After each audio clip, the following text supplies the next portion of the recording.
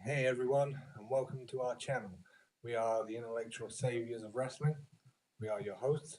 We have the master of the brain damage, Mr. Martin, Hello. and the leader of the heart attack, Sam H. Now, basically, we're going to be running through the Extreme Rules pay-per-view, talking on some of the matches, previewing. And over the course of time, we're going to be doing some new content, some what-ifs, some new segments that you haven't seen before. And we'll see how things go. Now let's start with the card. The first match we have is on the pre-show, which is a no disqualification match between Dolph Ziggler and Baron Corbin. Now, how do we think this one's going to go, Sam? Well, Baron Corbin's been on a pretty good run as of late. Called up from NXT, won the Andre the Giant Battle Royal, WrestleMania. No disqualification should suit him quite well because he's not known for being a big wrestler. No, obviously he's a retired American footballer. I don't think he's got a great history of wrestling, but he's working with a solid, what you would call veteran wrestler now in Dolph. Yeah. So it should be an interesting match. I mean, me personally, I thought it was a little bit early for Baron to be called up to the main roster along with the likes of Apollo Crews, but seems to be working and he's going along with his heel turn and he seems to be getting a fair amount of heat. So it should be a good match. He's still a miserable git, mind you. But it's a good thing he's working with Dolph Ziggler. Dolph knows how to put on a good match. So hopefully he'll get the best out of him. Yeah. I'll be honest, I've been quite disappointed with the handling of Dolph Ziggler over the last couple of years. Yeah, he deserves a hell of a lot better, but unfortunately, that's the creative team we've been dealing with. He's not the first, and he certainly won't be the last either. So unfortunately, it's something that us as fans have just got to grin and bear and sort of go along with. Yeah, I think he's now probably in a role where he's basically talent enhancement. He makes other people look better. Yeah. I can't see him challenging for a top title in the near future. No, I mean, to be fair, I can't even see him being a challenger for the Intercontinental title. So. But it should be a decent match. I'm expecting Corbin to pick up the win, a few decent hardcore spots, and he'll probably move on to bigger things. Yeah, I'm in agreement there. I think Corbin will pick up the win as well.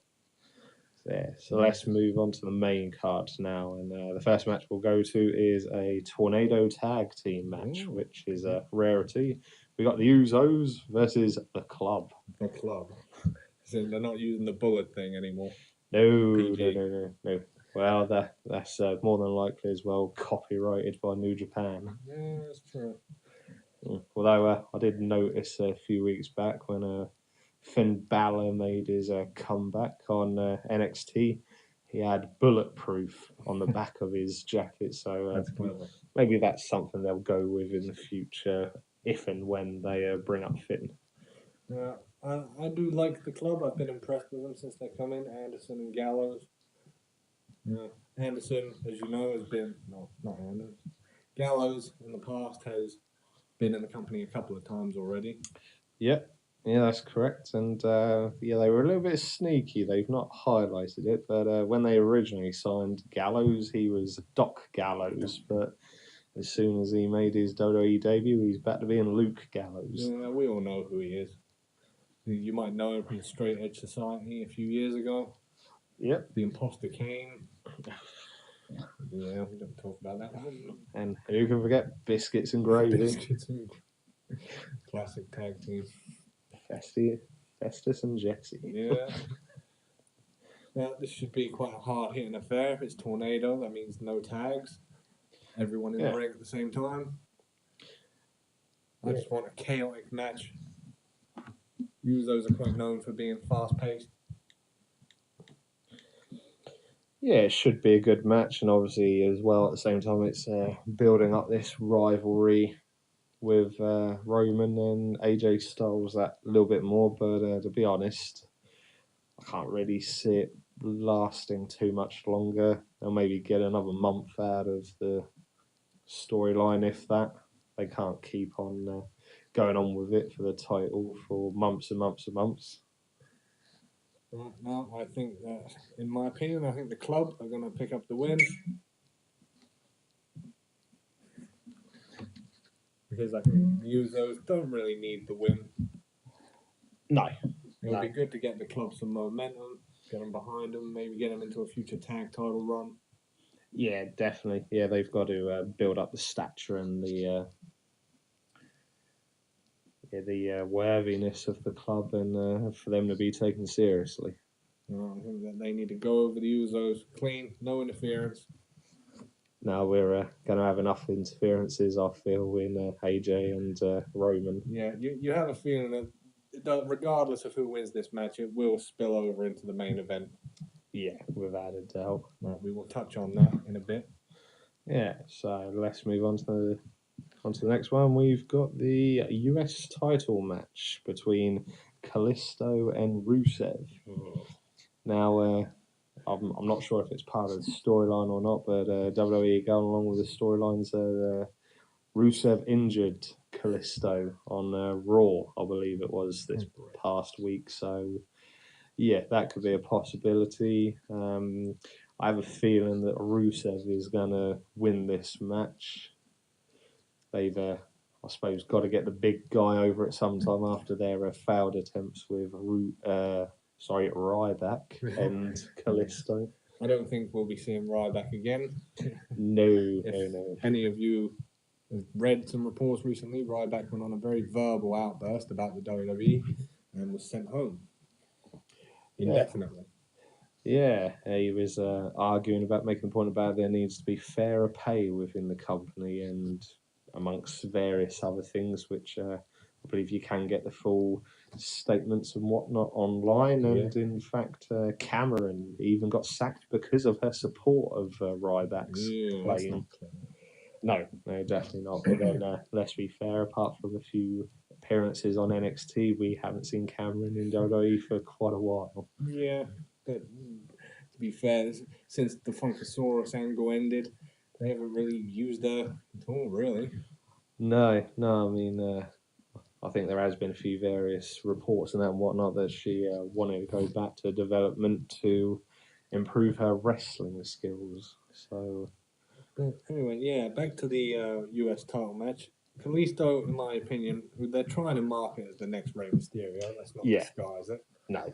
I don't think he set the world on alight with this US title run.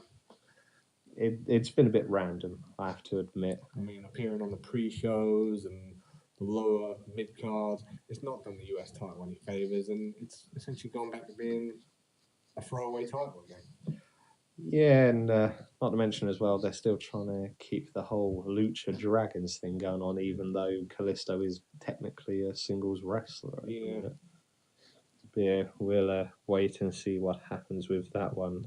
Now, let's get on to, as far as I'm concerned, the match of the night. This should steal the show without a doubt. We've got The Miz defending his Intercontinental title against Kevin Owens, Sami Zayn, and the Swiss Superman, Cesaro. I completely agree. I think also this will be match of the night. You have three exceptional talents in there. And The Miz, who is The Miz. Yeah, I mean, he does have his moments. He does belong in the match, I feel, but I've not been a great personal fan of this whole Hollywood gimmick that he's had, and I'm not convinced entirely why they've brought his wife into it, but I suppose they've got to go with different angles and different ideas once in a while to see how these things float with the universe. The thing I liked about this match in particular was how it all came together. In the last pay-per-view, you had two different matches, one after the other. The Kevin Owens Sami Zayn match, and then the Intercontinental title match after, and it all sort of blended into one another.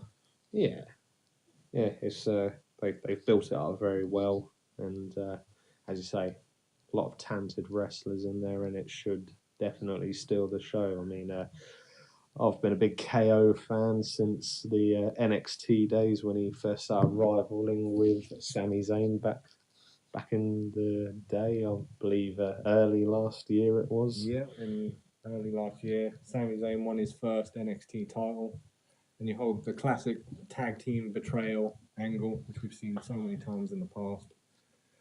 But this one actually had some weight behind it because they have been good friends for a fair few years now.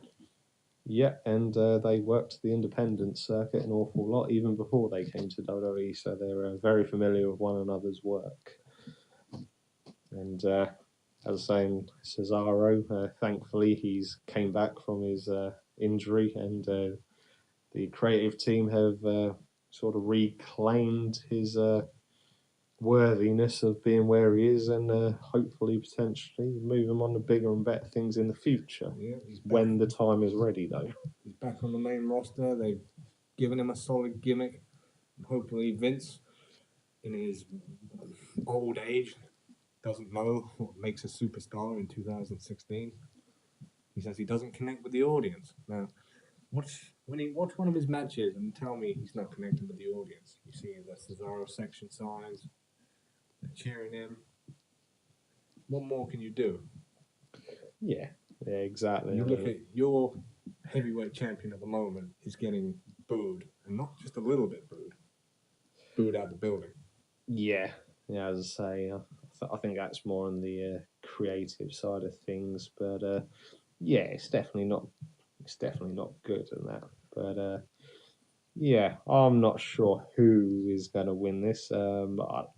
I don't think the Miz is going to necessarily retain it, but to be honest, it could be any of the other three that win this match. They've all got equal credentials and possibility of winning this match. I mean, I'd like to see KO reclaim the title on that, but I've got a funny feeling it may be Cesaro.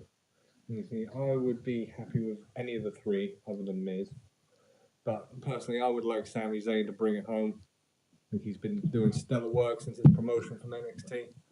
The crowd is on side. And he's just generally a solid wrestler. Yeah. You want someone to put your brand on, he's the man. But we will see how that one pans out. Yeah, so then we'll move further on to the card, and we've got Charlotte versus Natalya in a submission match.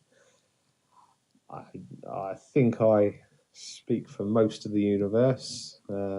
Most of them are expecting Natalya to win it, but unfortunately, I don't see it happening personally. I think Charlotte's going to retain because I just think Natalya's sort of filling a void at the minute, waiting for other people to return on television.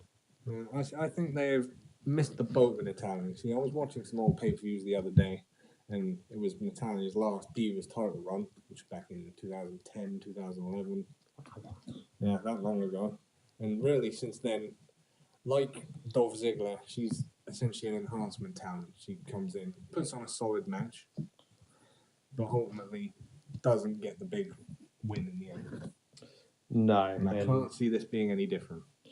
No, and I think they've made it a little bit too obvious with having the Nature Boy banned from ringside. That'd be a bit too obvious for Charlotte to lose simply just because Daddy's not there. I mean, you go back and watch Charlotte's work in NXT before Rick was even being shown on WWE television, and some of their work was outstanding. Yeah, especially with what's now classed as the Four Horsewomen with Bayley and Becky Lynch and Sasha Banks. All of them were putting on really solid, really good, entertaining work, and they are all reaping the rewards last year of the solid work they've been putting into trying to make the women's division relevant again.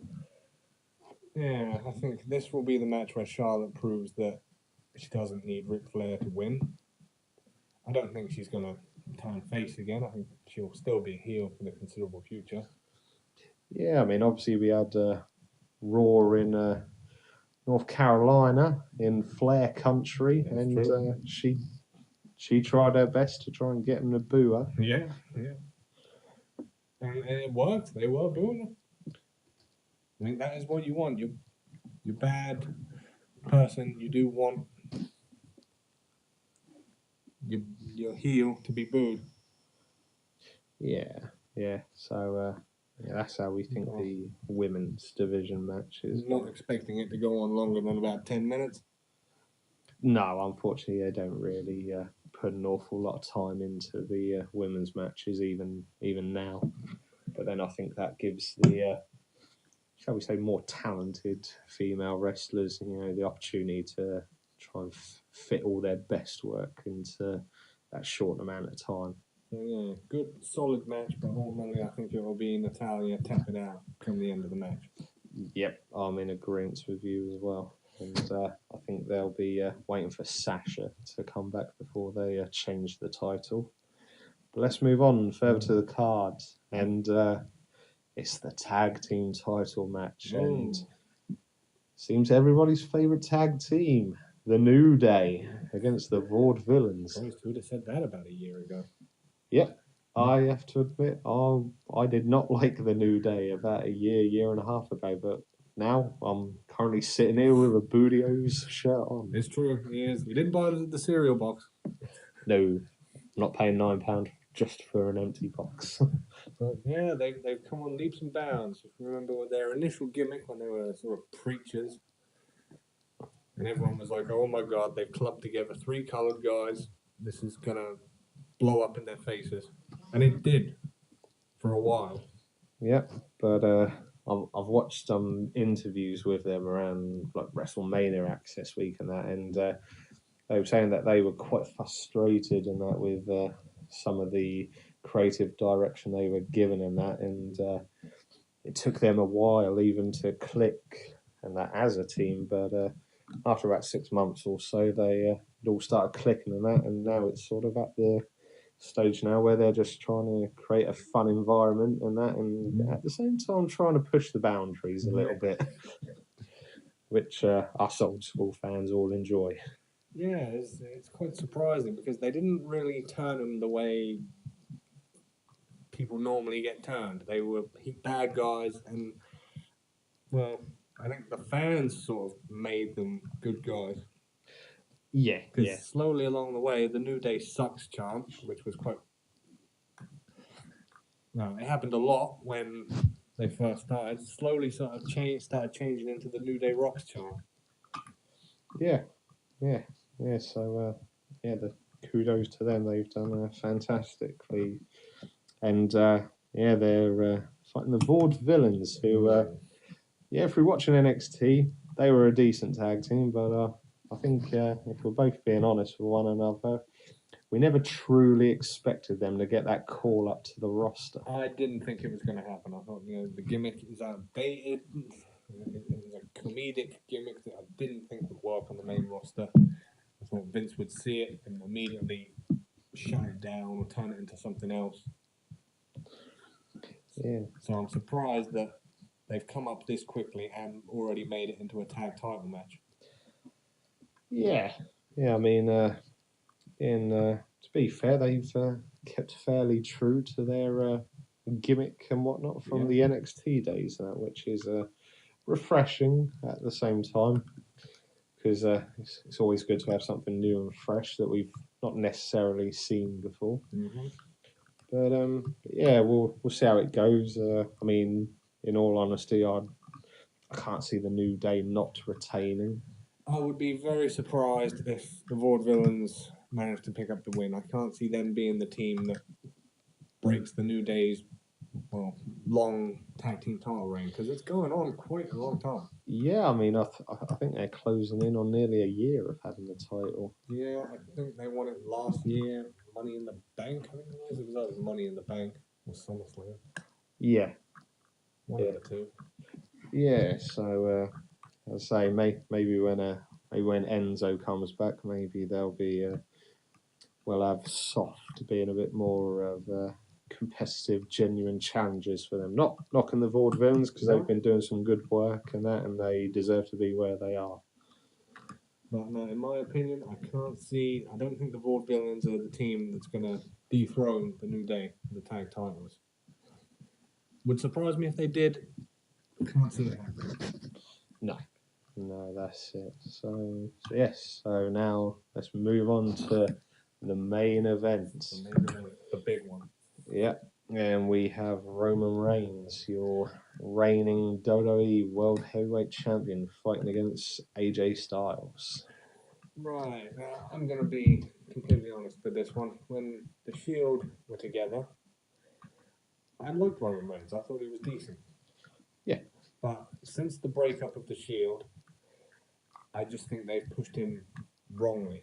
I don't think he's a bad wrestler. I think he's been booked badly.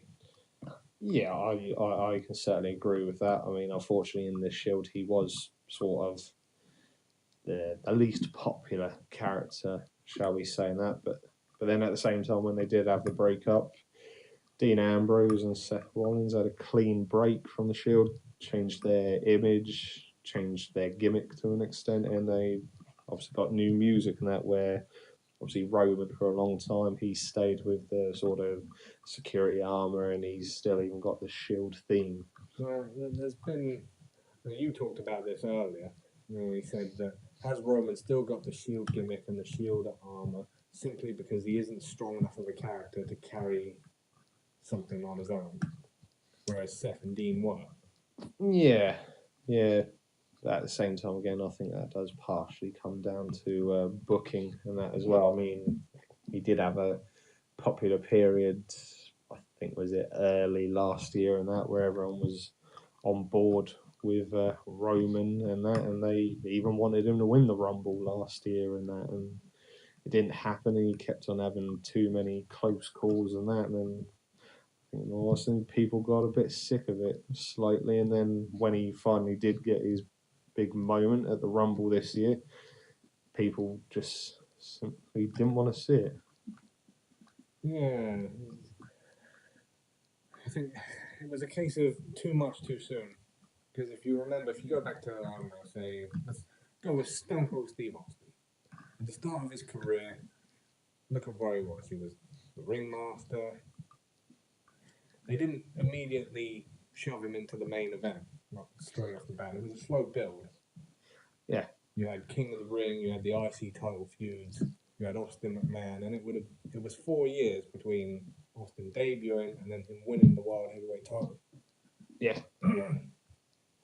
So he had a lot of progression in that time. Roman, he didn't have that. He hasn't had a singles title run before the World Heavyweight. He doesn't have a lot of rivalries that have been personal. I mean, he had the Randy Orton one when the Shield broke up. Yeah, I mean, there were some good matches in that rivalry.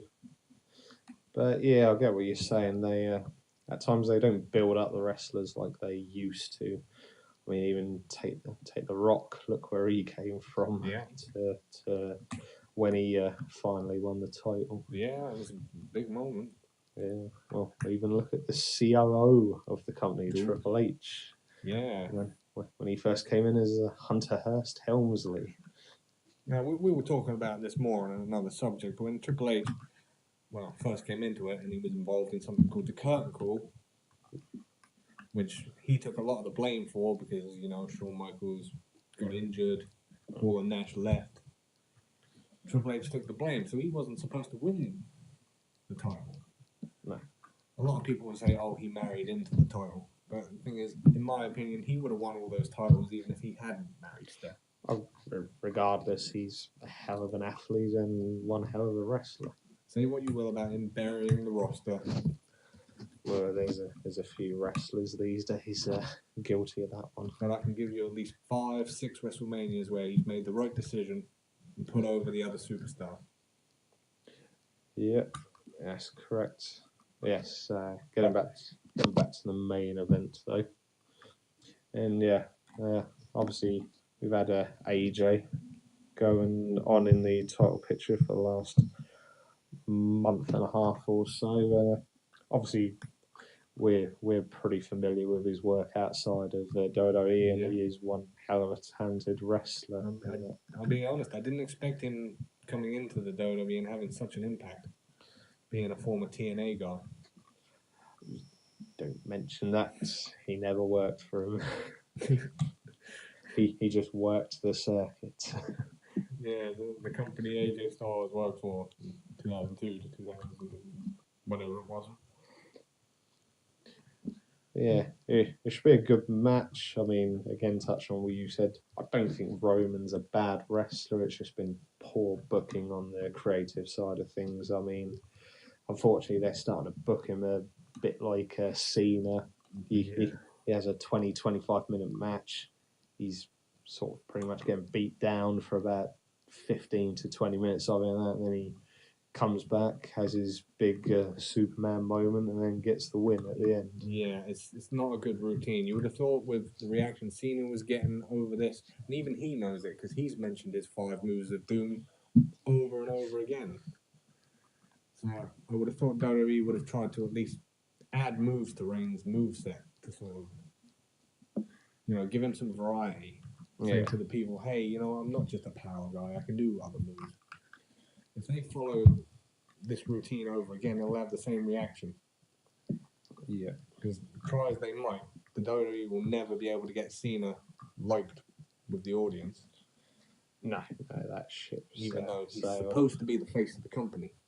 Yeah. And Roman, I feel, is going the same way. Yeah, unfortunately, I think so as well. Yeah.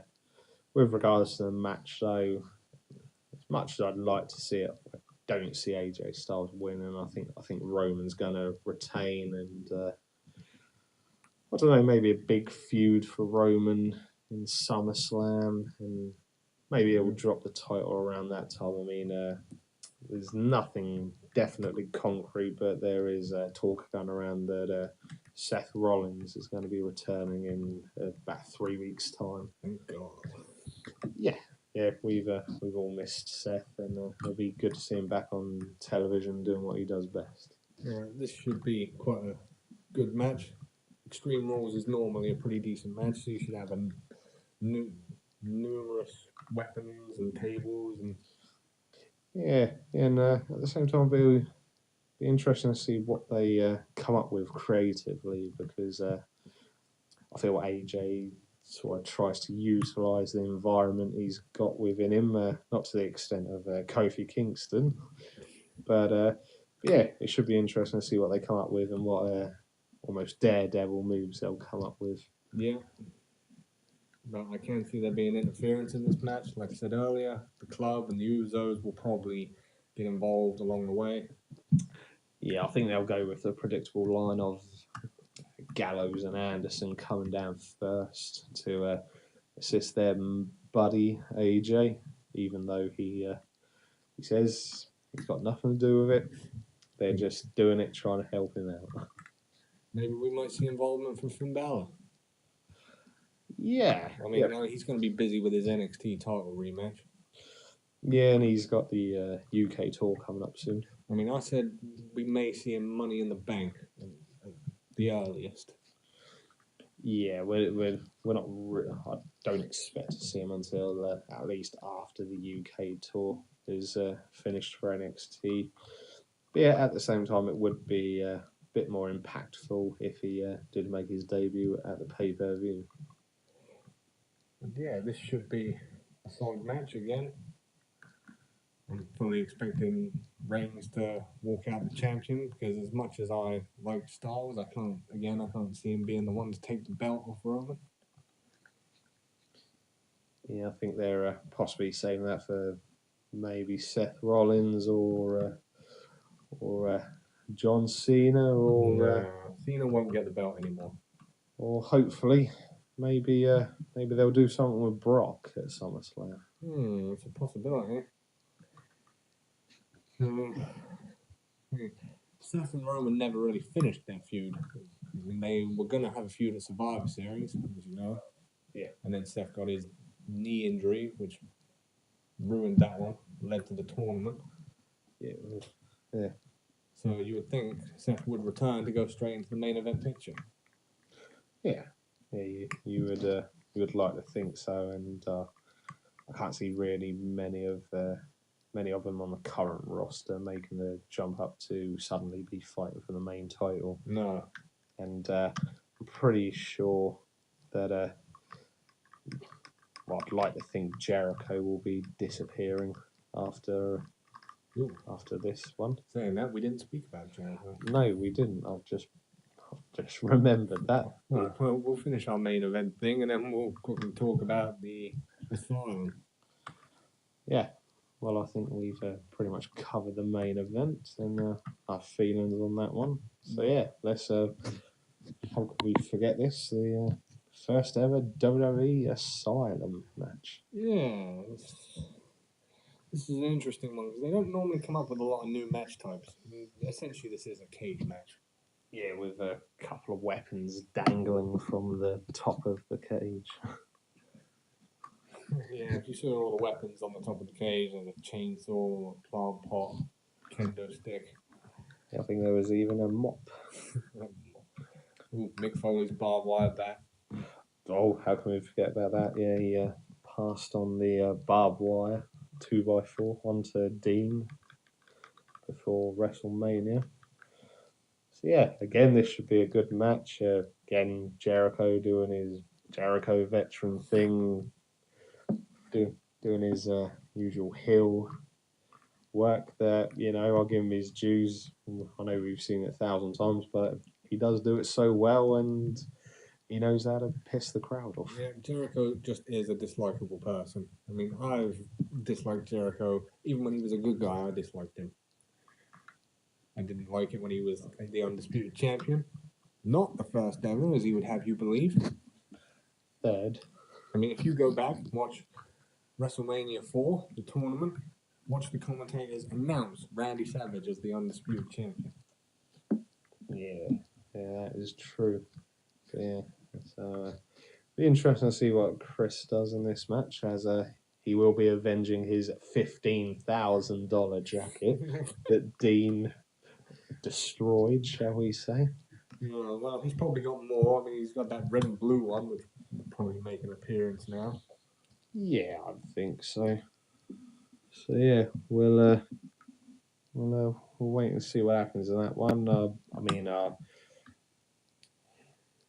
Jericho may win this one, but I'd like to see Dean pick up the win because apart from his rivalry early this year with AJ, Jericho basically comes back to build up the new guys or the guys that they want to push more into the main title picture. Yeah.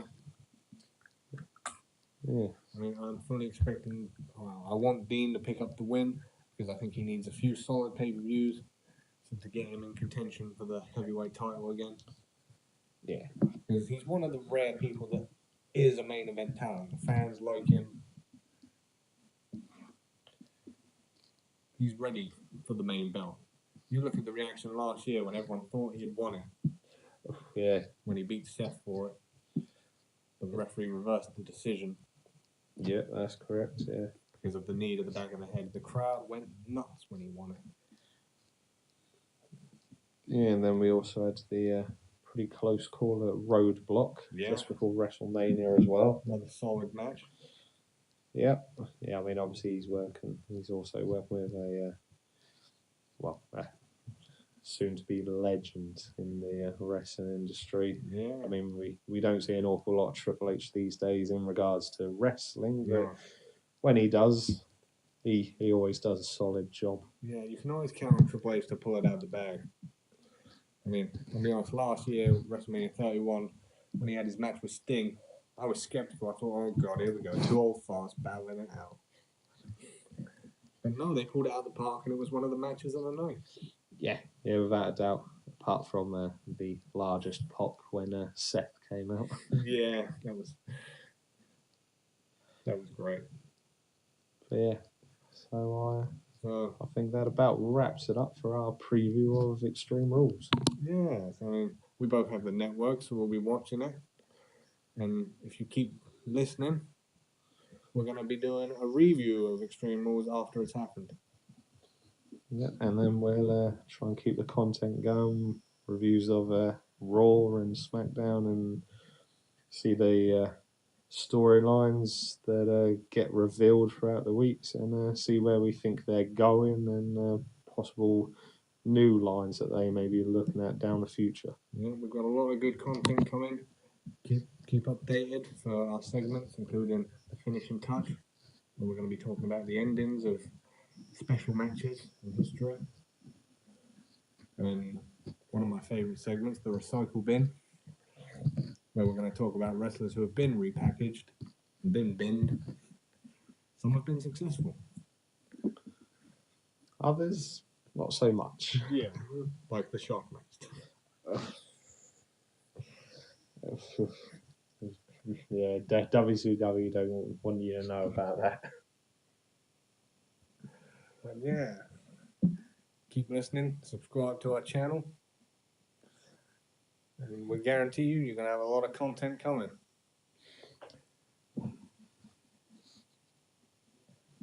And that's it. So, for this episode of the Intellectual Saviors of Wrestling, I'm your hosts. I've been Martin. And I've been the Master of the Heart Attack, Sam H. We will see you next time. Peace out.